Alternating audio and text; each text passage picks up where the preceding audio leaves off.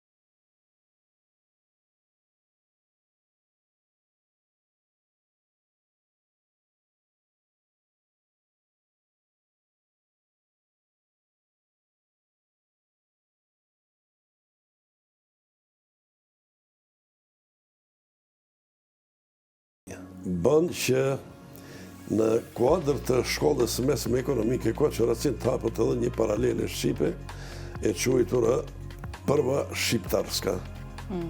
Dhe me kujdesar klasë profesorin edukatës fizike Neset Eminin, Saitin, më falni, me Neset Saitin, aty deri në mbarim të vitit 3 dhe në vitin e 4 ishim të detyruar të kthehemi në Zhelezar, aty ku ishte shkolla normale dhe gjimnazi me që dyja të ende ishin. Dhe në vitin 70 atëherë, si gjenerate e parë e gjimnazit diplomojnë dhe atëherë nisim rrugtimin tjetër. Po, e të ky rrugtim unë dua që të vazhdoj biseda, sepse nuk e di, kam përshtypjen që perceptimi atëherë dhe tani dallon shumë, do thoja janë dy perceptime të ndryshme sa i përket aktrimit. Dhe në atë kohë, në vitet e 70-ta, si do ta përshkruanit këtë perceptim nga shoqëria jonë për një djalë të ri që pas shkollës së mesme vendosi që të vazhdoj aktrimin dhe jo thjesht si pasion, por ta zgjidhte si profesion të jetës së tij. Si kanë qenë këto perceptime, si është pritur qoftë edhe nga familja juaj, po edhe nga rrethi ky vendim që ju morët aso kohë? Në vitin 68 punoi Skënderbeu në teatrin shqiptar Shkupin, në dramën shqiptare të teatrit Pakicave, atëherë si quaj. Edhe këtu keni një histori shumë interesante. Dhe atëherë aty kishin nevojë për mungesë e aktorëve të rinj, mandej kishin nevojë edhe për statistat e ke fundit. Dhe unë shoqërohesh atëherë me djalin e Muharrem Shahiqit, aktori që ishte në rolin e Skënderbeu, me Hakiun, cilin sot e kam bëgjanak. Dhe më thot, apo shkon në teatr të luajsh në shfaqje. Unë deri atëherë kisha pa ndoshta 3-4 shfaqje në jetën time, jo më tepër. Edhe si kisha menduar kurse çka mund të jetë, çfarë emocioni mund të fitosh nëse hyp në skenë dhe del para publikut. Unë dhe dy shokët e mi shkuam, filluam aty, pastaj vazhduan angazhimet e mia një pas njëshme në teatr. Pra kjo ka qenë një pikë thjeshtë. Ajo ka qenë fillimi, mandej bë një tekst të Dervesh Sushiqit me titull I Lirët, një shfaqje për fëmijë, më angazhuan në rolin kryesor. Mandej ka qenë shfaqje tjetër, Fërfllaze për budak, janë dramën turke si statist prap në hotelën. Do të them se kisha 4-5 shfaqje angazhim në teatrin e Pakicave në atëherë. A mund të themi që kjo ka ndoshta pikërisht kjo ka qenë faza kur e keni kuptuar që nuk është thjesht zgjedhja juaj aktrimi, por fati juaj, një thirrje shumë e fuqishme. Nuk kam menduar për profesion derisa kam kryer gjimnazin dhe derisa nuk më erdhi në rendite teme diplomës që duhet të punojmë. Po ndoshta një thirrje që më vonë e kuptuar. Thirrja ishte me që ndjeshe kënaqësi të posaçme kur dilja në skenë, edhe pse nuk e kuptoja seriozitetin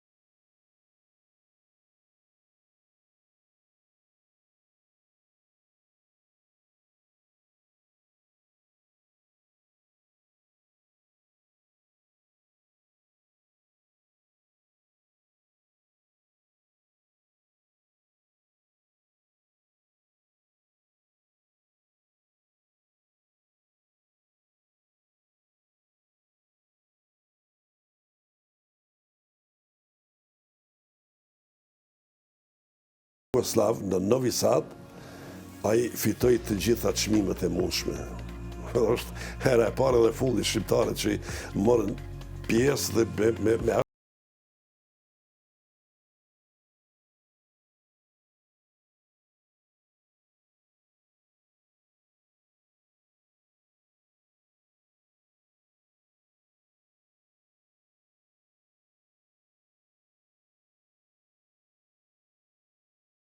Zëti Muharremi do të them falë.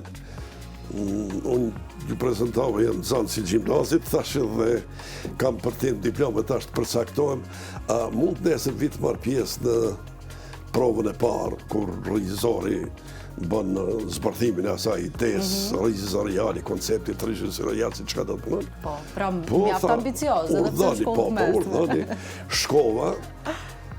Dhe jam thelluar tonë kohën të gjë, Muharremi fletaj për dramaturgjinë e Ibzenit, nuk e kishin njoftur Ibzenin, me që nuk ishi përkthyer Ibzenin në gjuhën shqipe, dhe me akcent posaçëm flet për dy krye personazhet, për Dr. Stockmannin dhe për Pjetër Stockmannin. Pjetër Stockmanni ishte njeriu më i fuqishëm në qytet, ishte krye prefekt, drejtori i banjeve të qytetit, krye shef i policisë, kështu me radhë, edhe vllau i tij, Dr. Stockmanni, cilin i kishin marrë për të kujdes për banjat e qytetit, që ishte i vetmi burim financiar i komunës, i qytetit, me që ka dhënë rasti të shkoj edhe ta vizitoj edhe ata banja, po edhe vendlindjen e Ibzenit në shijen të Norvegjisë. Unë çmenda, dalë prej provës, nisim për shtëpi dhe vendosi që definitivisht do të merren me armikun e popullit. Okej. Të nesërmën, profesor Zini Osmanin, cilin e përshëndes qarat, i them profesor, mund të ndroj temën e diplomës, pse thot çka? Thash po du të punoj Ibzenin. Tha po shumë mirë. Po mundet. Edhe fillova të merrem me Ibzenin. Fillova të shkojnë prova, me që i kishte filluar atëherë, Muharremin. Atëherë ndodhe edhe premiera. Dhe unë merresha me shënimet, merresha me atë sa mundesha e dija, po derisa në fakt merresha me temën e diplomës, atëherë mu dhe si filmi, mu dhe se në drita dhe thash po, unë definitivisht do të regjistrohem në shkollën e lartë pedagogike në Prishtinë, në artin dramatik, me që si nxënës, si gjenerat e parë në gjimnaz, atëherë edhe gjenerat e parë e Universitetit Prishtinës vitin 70, atëherë paraqitem atje, më pranojnë dhe... Si ka qenë kjo periudhë e studimeve atje? Ka qenë... Çfarë kujtoni më shumë nga kjo periudhë? Më shumë të kujtoj dy profesor, shumë profesor, po në mesin e tyre dy profesor të imi të interpretimit.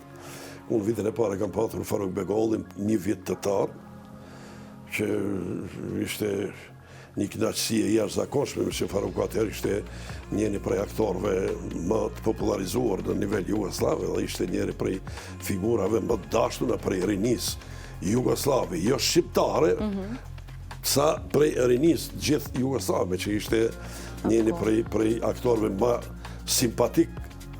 Edhe në vitin e dytë atëherë, me që Faruk u shkonte ushtar, në shërbimin ushtarak të kryte, atëherë profesori i interpretimin në vjen i madhi Bekim Fehmiu, direkt prej Hollywoodit, me që atëherë pas mbledhësit puplave, Skupla Qiperja, që ishte në 68-ën, që i kishin fituar çmimet kryesore në Cannes, kështu, ai u bë njëri për aktorëve më të nxënës, jo në Jugosllavi, po deri në Hollywood. Dhe mandej ju radhitën këta serialit, jo Odiseo, jo Avanturier, jo filmat e tij që janë numër shumë të madh.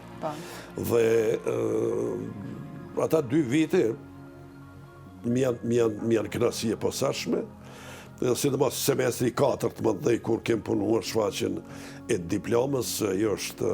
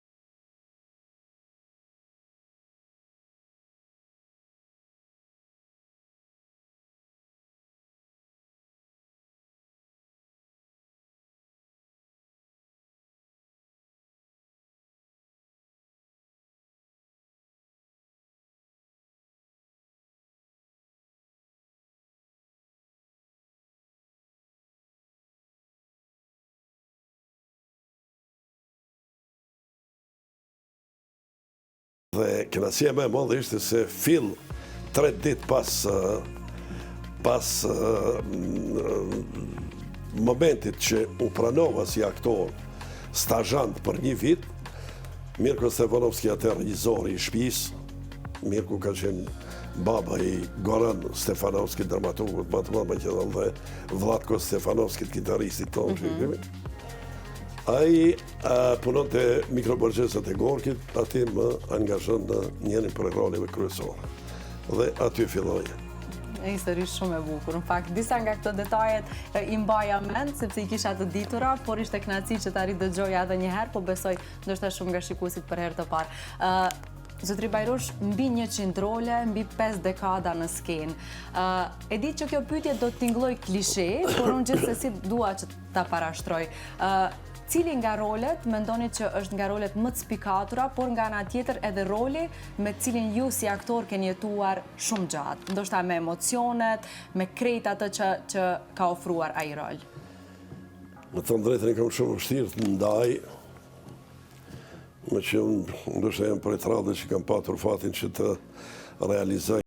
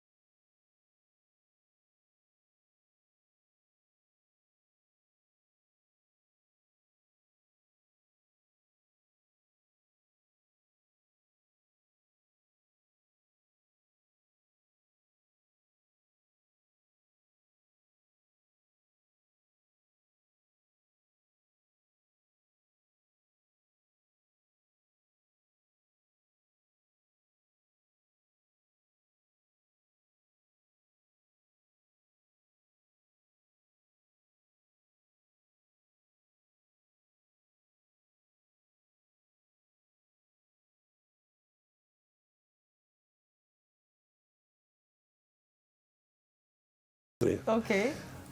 Shi në Uertemonto, Pikoni, Okej. drame Rasul Shabanit, shfaqje e punuar me Vladimir Milshinin, ku me cilin shfaqjen e për herë të parë e thyem akullin dhe si teatr shqiptar, si dramë shqiptare, teatrit komisive, në vitin viteve 80-ta, të shkojmë dhe të marim pjesë në festivalin më të madh të teatrit eksperimental në Sarajevo. Edhe pse ishin radhit 3 shfaqje, Bondi, Bofshe, Bondit, ku kishe rolin kryesor të Macua Bashos, mande ishte roli në pajentik në Andrë Gjabirametit dhe shfaqje e tretë kjo. Ku në fakt në rrugtimin tonë dhe teatri shqiptari ka filluar, apo prezentimin e cilësisë vetë artistike në jashtë kufive të Republikës Maqedonisë, pikërisht me këta shfaqje. Pastaj vazhdoj me ato, me Halil Garine e Beqir Musliut, po janë këta personazhe.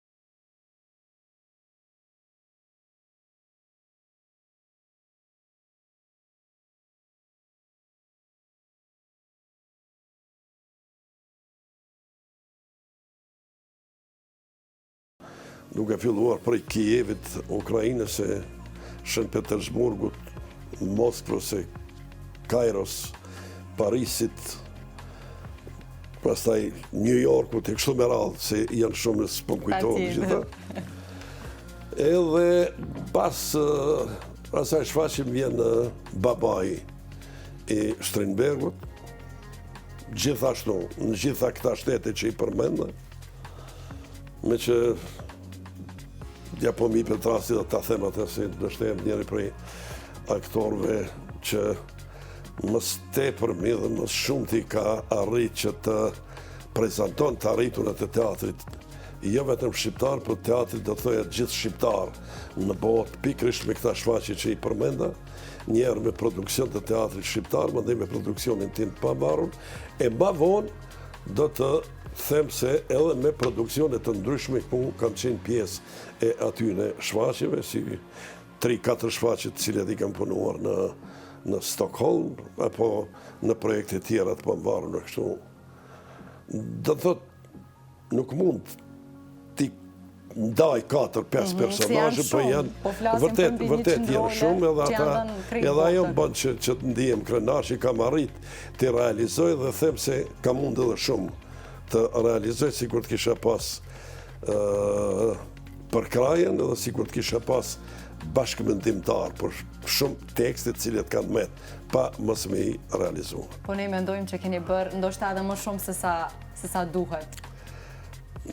Por ambicia juaj thot që ndoshta keni mundur të bëni edhe për te i kësaj. Gjithsesi ne jemi shumë krenar që ju kemi në mesin tonë dhe që kemi mundësi të flasim për kaq shumë projekte, të cilat janë vinë nga një vend kaq i vogël dhe transmetohen e performohen në mbar botën. Po tash, po jo, urdhëm dhe. Jo, me qenë se përmendet pak më parë, ndesha që këtë pyetje ta lë pasit të flasim për rolet tuaja. Përmendet Faruk Begollin, përmendet edhe Bekim Fehmiun, edhe pse unë jam shumë e re në moshë, por e di që në atë kohë kur kanë performuar këto emra, po edhe në kohën tuaj nuk ka qenë e thjeshtë si tani, ka qenë shumë e vështirë, po flasim për një periudhë dhe me shumë problematika e kështu me radhë. Dua të përmend ndoshta edhe shumë emra tjerë edhe të teatrit tonë, si Sefedin Nureddini, apo nëse shkojmë shumë vite më parë edhe Qemaj Lajdinin e shumë të tjerë. Pyetja ime nga krejt kjo që e thash vjen këtu. Zotri Bajrush, mendoni që po nderohen mjaftueshëm këto emra, nuk po shkojnë në Kosovë dhe në Shqipëri, sepse e di që atje festivalet kanë çmime të emërtuar në nder të këtyre emrave. Por në vendin tonë ku e shohim që brenda vitit kemi 5 apo 6 festivale dhe nuk kemi asnjë çmim të emërtuar me një prej këtyre emrave. Mendoni që kjo është ndoshta mungesë e kësaj që po e them, sepse unë mendoj që nuk po bëhet mjaftueshëm për këto emra. Apo ndonjë institucion të emërtohet në nder tyre kështu me radhë. Cili është qëndrimi dhe mendimi juaj në këtë aspekt? Serbët e kanë një proverb, thonë,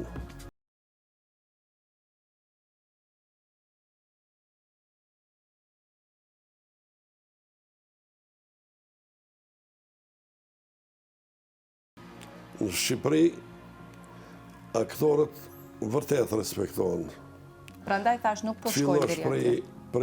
Prej zdikun të fillosh deri te kush të shkosh, është e pamundun edhe ai që ndoshta teatri nuk e ka pas kur afër edhe nuk ka pas atë mundësi të shkon dhe të përjeton një shfaqje përsafërmi, ta shijon dhe ta ndjen, ai din se kush është. Kush ka qenë Kadri Roshi, apo Silimon Pitarka, apo Ndrek Luce, Rikard Larje, kështu me radhë. Nuk i shoh respektin që i kanë pas aktorët e gjeneratës time me aktorët e gjeneratës vjetër. Ata, sidomos botën femnore, kanë ditë për Tiranë po flas. Kanë ditë që të shkojnë t'i marrin shtëpi, të dalin në një lokal, të ulen, të bisedojnë, për teatr kuptohet, por para se gjithash, po edhe për jetën në përgjithësi. Këtu të ne janë të harruar njerëzit, harrohen.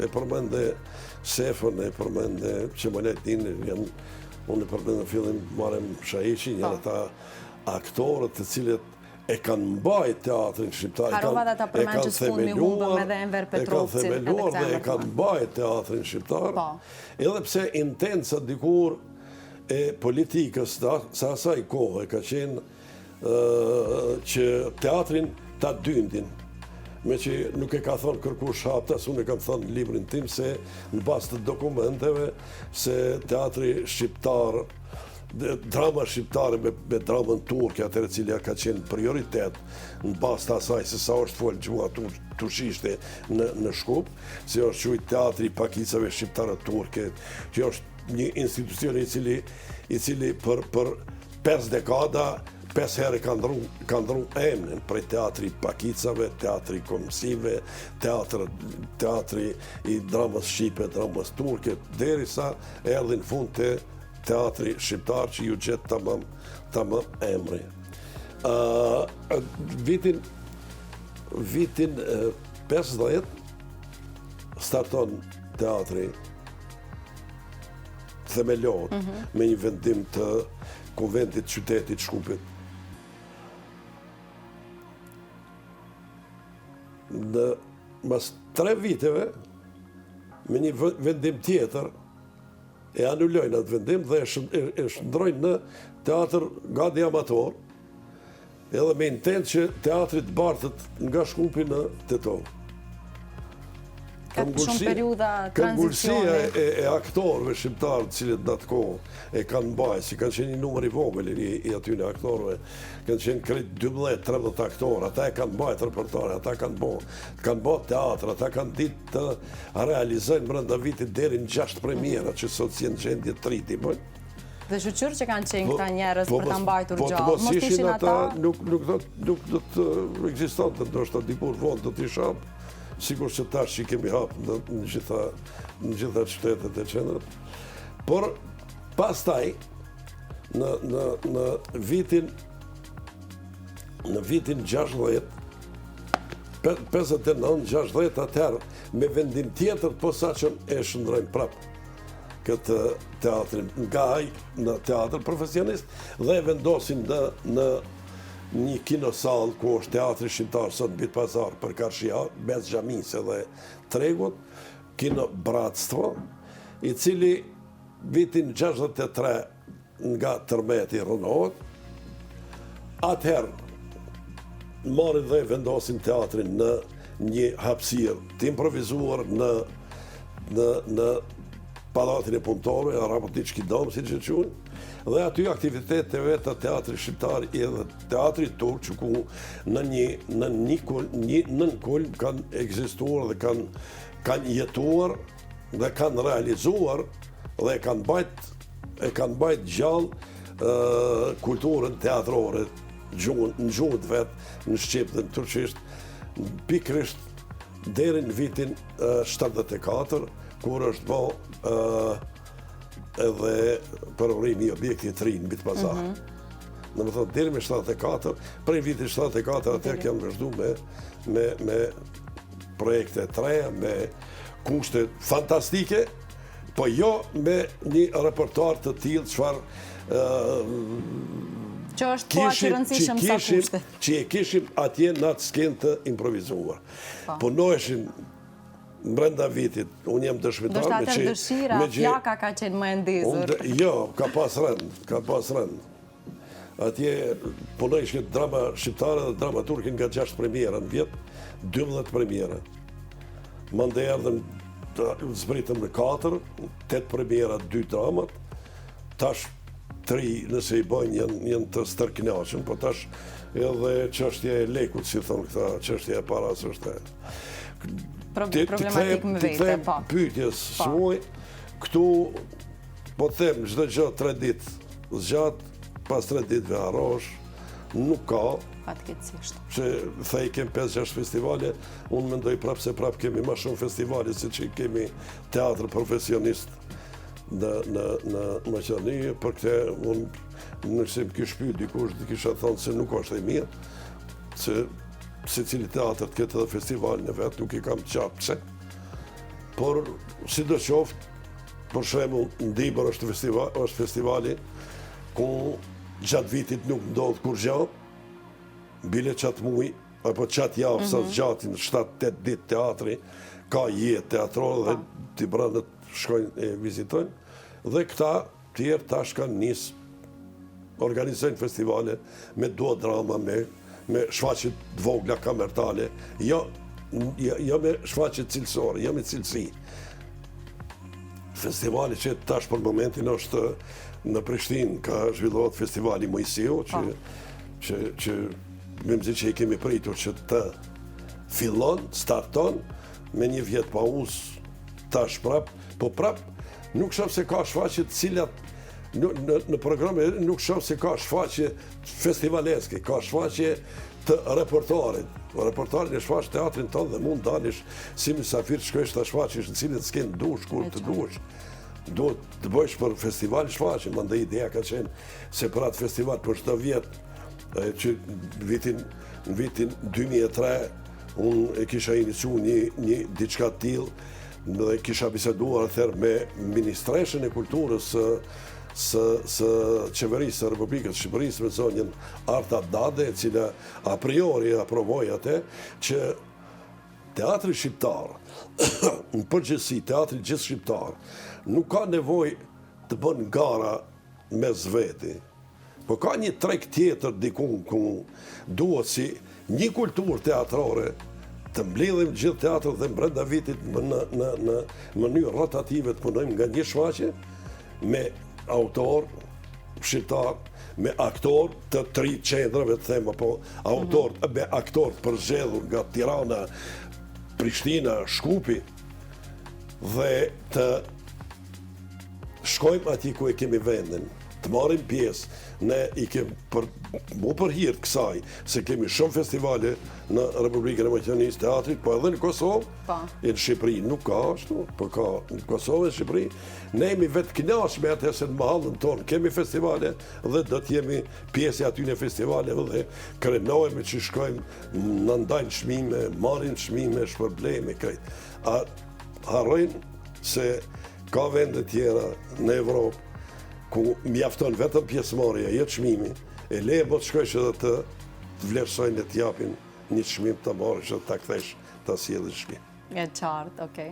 Ne këtë që e thatë ju a propozuam si pyetje, u a bëra disa prej përfaqësuesve të këtyre festivaleve për cilat po flasim, por ato mendojnë që ka nevojë bile të ketë edhe më shumë festivale se sa këto që janë. Po, bëllë teatrat e bëjnë festivale, le të urdhëjnë, le të mbajnë teatrët, le të ketë produksion gjallë dhe cilësi. Jo me duhet drama, me shfaqje kamertale, ti mbulojnë 15 harxhime çka jep Ministria e Kulturës, edhe pse janë shumë pak ato që jap. E qartë, okej, tash po kalojmë në diçka shumë të bukur.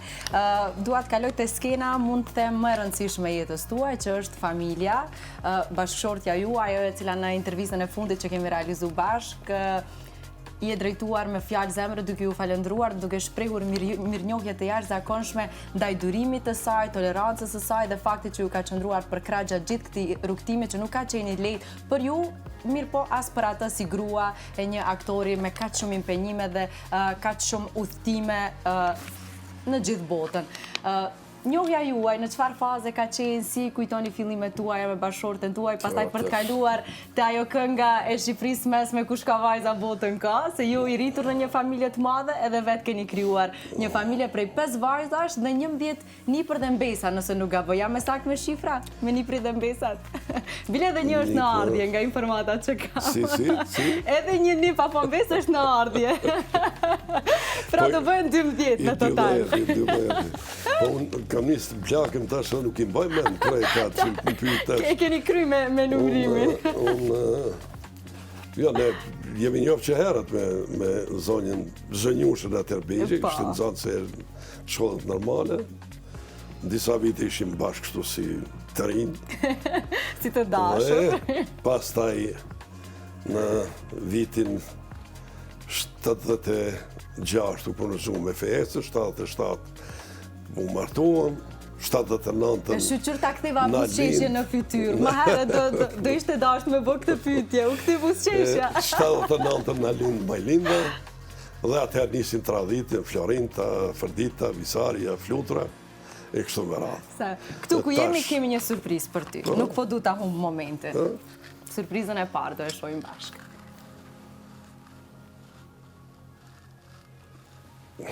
Hajde. Të falemderit Flora, për mundësinë që më dhe, për befasinë që t'ja them disa fjalë babit sot. Babi, ti ke qenë i veshur në qindra role, por tani dua ta them publikisht se rolin e vërtet e ke luajtur dhe rolin më meritor e ke luajtur do të në familje, si bashkëshort dhe babat i 5 vajzave. Shumë njerëz dhe publiku të ka përcjell dhe të ka parë në dritat e skenës, por unë të kam parë në dritën e shpirtit. Aty ku nuk ishte duartrokitje, por kishte vetëm dashuri. Me gjithë rolet që ke bartur, zgjodhe të jesh baba im. Ky është roli yt i pavdekshëm. Vazhdo të ecësh edhe kur rruga të bëhet e vështirë, sepse hapat e tu janë fuqi. Të dua. Një mesazh shumë i bukur ky nga vajza juaj e madhe Majlinda. Si u bën të ndjeni? Këto fjalë ka zhvukra këngë një. Për këtë insistoj që të vinë në emision. Një nga arsyet për cilat insistoja. Faleminderit Majlinda. Unë jam pas krenar me ju që ju kam. Ndi vetën as krenar që këshillat e mia dhe mamit tuaj ju i keni patur si arruktim gjatë jetës suaj dhe për atë jam krenar që ju kam. Në të falemderit për këtë fjallë bukra, ke mund shpimi mi thonë jo. E bukra është se janë fjallë shpirti e kur thuan edhe publikisht ka ndoshta edhe vlerën e dyfisht. Unë kër ju kam pyet herën e kaluar, a ndjeni peng që nuk e keni një djalë dhe përgjigja ishte shumë e bukur, më thatë i kam 5 vajza, sa 50 djemë, nuk e dija ka qenë kështu, por i kam... 5 vajza, i kam edhe 5 djemë, që i kam 5 dhëndur, cilët aqë më respektojnë që si kur ti kisha djemë të mi, jam i sigur se atë respekt nuk do të kishën. Sot çfarë kohë jep ka jetojmë edhe çka jemi ka përjetojmë, për besë këtë e thëmë me sinceritetin më të madhe. Shumë e bukur kjo. Ne pas kësaj sigurisht vajzat kanë sjellë njët edhe, si që thamë, një për mbesa. 2 prej tyre kanë zgjedhur të të surprizojnë. Po? Po. E shohim së bashku surprizën e 2 dhe të 3. Sot dua të flas jo vetëm për njeriu i cili i dha shumë skenës, por gjithashtu edhe zemrës time. Për mua ti gjithmonë ke qenë një shembull i guximit, i pasionit dhe i njeriut i cili nuk heq dorë kur nga ëndrat e tij. Jam krenare për ty, për gjithçka që ke dhënë dhe për çdo gjuhë që ke lënë. Dhe mbi të gjitha, jam e njohse që kam pasur dhe që kam një gjysh kaq të dashur në çdo moment të jetës time. I dashur gjysh, dua të shpreh mirënjohjen time të pafundshme për gjithçka që ke bërë për mua. Të falenderoj për dashurinë, kujdesin dhe çdo mësim të veçantë që më ke dhënë në jetë. Çdo moment me ty është një dhuratë e veçantë. Jam me fat që të kam gjysh dhe të dua pafund. Edhe këto dy mesazhe shumë të bukura. Çfarë do të thotë kjo për ju? Mirë që si ke radhit gjithë. Shumë minutar do na duhet. Se do të ne kishin marrë minutazhin më me. Dy prej tyre kanë shprehur dëshirën dhe gatishmërinë, sepse unë tash cili të doj nga ju. Dhe këta dy si duket që kanë më të zot për... Anila është nxënëse në vitit parë në kolegjin turk, një e ke mull. Studia ka mund vetëm për shtype, po të ngjan fizikisht. Nuk e di pse, nga syt, nga buzëqeshja. Amari Po është edhe vaj, edhe Anila. Po, Amari është në vitin e tretë në gjimnaz. Edhe derisa me kisha qendrën teatrore për fëmijë, unë e pata rastin të angazhojnë 2 shfaqje dhe ky tregoi afiniteti se është për të marrë me aktrim, mendoha që pasardhësin, me që vazhdimisht më kanë pyetur a është ndonjëra prej vajzave pse s'është drejtu ka. Nuk jam mundu të imponoj kur kërkujt, kur gjë.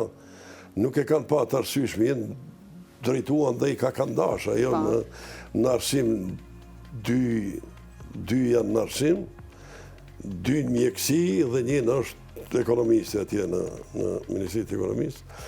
Po, unë jam i kënaqur që nuk janë marrë, që nuk kanë marrë rrugën time dhe nuk merren me aktrim, se sot në këtë kohë ka shtran të krijosh familje dhe të mbajsh familjen prej pagës apo prej teatrit është shumë rëndë, është shumë zërë. Edhe pse nuk mund të shahen kolegët e minë teatr se nuk i kanë pagat e mira, pagat i kanë të mira, por nuk është e mjaftueshme paga në teatr para pagës vjen prezenca jote në skenë dhe cilësia të cilën ti do të duhesh ta dëshmosh para publikut. Po. Ne jemi krejt në fund dhe unë e kam patjetër ta bëj këtë pyetje, po shumë shkurt, zotri Vajrosh. Do t'ju shohim edhe një herë të ngjiteni në skenë? Do ta kemi këtë mundësi edhe një herë t'ju shohim? Unë kam aplikuar në Ministrinë e Kulturës për një projekt të ri që duhet ta punoj vitin e ardhshëm. Me një fjalë duhet që ta rumbullaksoj karrierën time artistike 53 vjeçare në skenë me tekstin e mirë njohur të Florian Zeller, është një autor francez, Babaj që quhet, dhe ku unë veç kam filluar të merrem me te se në fillim nuk më kujtua dhe ende s'po më kujtohet personazhi i parë për cilin desha të flas, është harresë, domethënë demenca, është pikërisht për këtë duhet bëj shfaqje dhe shpresoj me që më kanë premtuar nga Ministria e Kulturës se do të kem përkraje financiare dhe në kuadër të verës së Ohrit 26 në fund të muajit korrik të vitit 2026 shpresoj nëse kryj ata intervenimet e mia kirurgjike që t'jem mirë, po edhe mos jem këtë bastunit për atë jam. Mirë, ky bastuni vetëm mua ashton sharmën që keni dhe i shton artit tuaj edhe jam ka ushtroj për atë personazh që dua ta realizoj.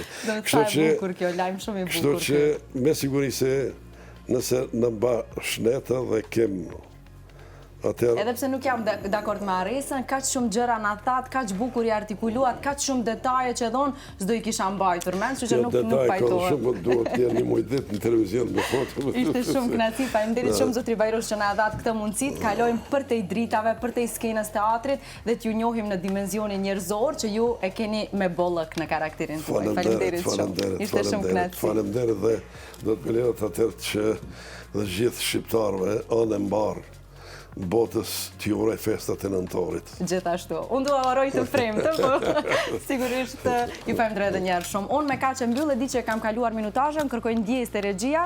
Falenderoj Brentin Mango dhe sigurisht ju do takojeni nesër me kolegen time Ilmie Zhaku. Mirëmbëjtje.